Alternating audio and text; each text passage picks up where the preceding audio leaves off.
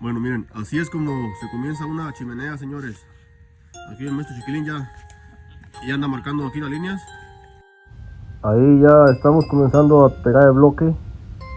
Chulada de bloque. Calidad, señores, calidad.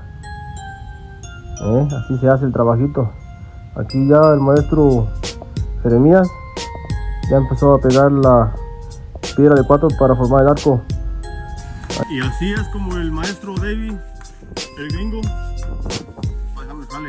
Chula de jale, David. Vamos acá el maestro Chiquilín por este lado, echándole todas las piedras y todas las ganas. Calidad, señores, calidad. Muy bonita.